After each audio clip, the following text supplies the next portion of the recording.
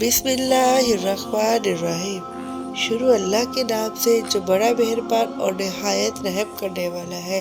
السلام علیکم دوستو، کیا سونے سے یا خراٹے لینے سے وضو ٹوٹ جاتا ہے یا رہ جاتا ہے؟ اس بات کو ہم حدیث کی روشنی میں دیکھتے ہیں، جو کہ حدیث صحیح بخاری حدیث نمبر 138 ہے۔ ہم سے علی بن عبداللہ نے بیان کیا، ان سے سفیان نے عمرو کے واسطے سے نقل کیا، انہیں کریب نے ابن عباس رضی اللہ تعالیٰ عنہ سے خبر دی کہ نبی کریم صلی اللہ علیہ وآلہ وسلم سوئے، یہاں تک کہ آپ خراٹے لینے لگے۔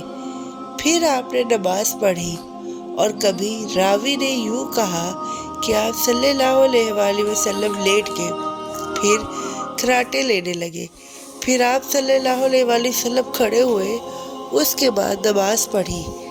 پھر سفیان نے ہم سے دوسری مرتبہ یہی حدیث بیان کی عمرو سے، انہوں نے کریب سے، انہوں نے ابن عباس رضی اللہ تعالیٰ عنہ سے نقل کیا کہ وہ کہتے تھے کہ ایک مرتبہ میں نے اپنی خالہ ام المومنین حضرت میمونہ کے گھر رات گزاری، تو میں نے دیکھا کہ رسول اللہ صلی اللہ علیہ وآلہ وسلم رات کو اٹھے۔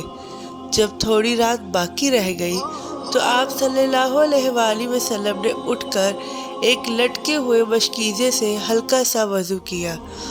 عمرو اس کا ہلکا پن اور معمولی ہونا بیان کرتے تھے، اور آپ کھڑے ہو کر نماز پڑھنے لگے، تو میں نے بھی اسی طرح وضو کیا جس طرح آپ صلی اللہ علیہ وآلہ وسلم نے کیا تھا، پھر آ کر آپ کے بائیں طرف کھڑا ہو گیا۔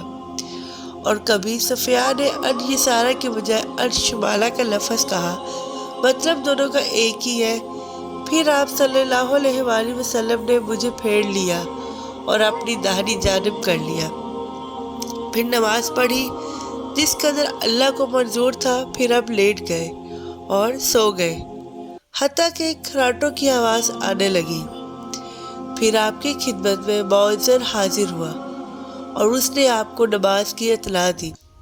آپ صلی اللہ علیہ وآلہ وسلم اس کے ساتھ نماز کے لیے تشریف لے گئے، پھر آپ نے نماز پڑھی اور وضو نہیں کیا۔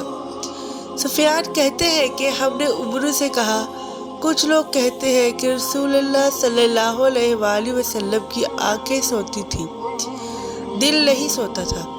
عمرو نے کہا، میں نے عبید بن عمیر سے سنا، وہ کہتے تھے کہ انبیاء علیہ السلام کے خواب بھی وہی ہوتے ہیں۔ پھر قرآن کی یہ آیت پڑھی، میں خواب میں دیکھتا ہوں کہ میں تجھے ذبح کر رہا ہوں۔